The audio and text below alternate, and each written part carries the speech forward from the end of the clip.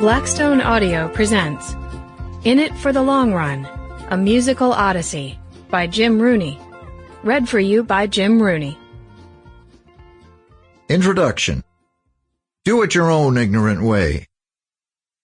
With these words, Gammy, my mother's mother, Julia Flaherty, would dismiss one or the other of us grandchildren as we informed her of how we were about to do something.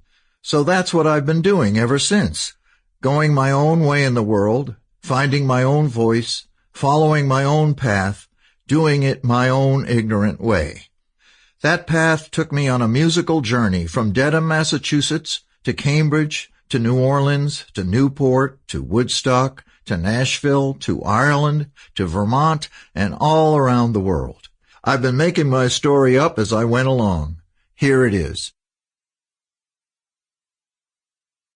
Part 1.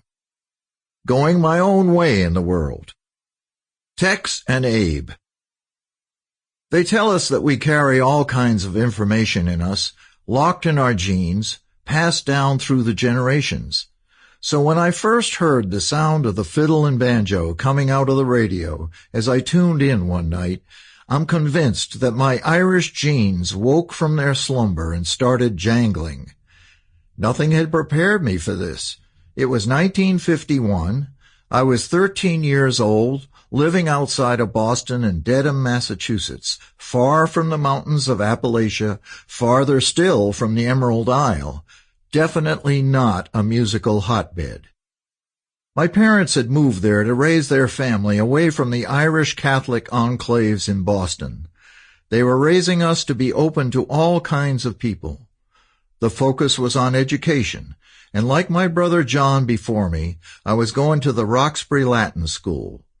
After the Ames School in Dedham, where I'd been quite the little genius, it was like walking into a stone wall. This was a classical education, and I was taking Latin, math, English, history, and geography for starters. French, Greek, and physics would come later. I begged my parents to take me out, but they kept telling me that I could do it. Education was it. It was not negotiable. At school, I had become buddies with a live wire named Dick Curley. One day Dick told me to turn the radio on to WCOP at 7:45 that night. This band was playing hillbilly music. It was the funniest thing he'd ever heard. Songs like Mother's Not Dead, She's Only Sleeping. It was a riot. I went home that night, took Dick's advice, and Sample complete. Ready to continue?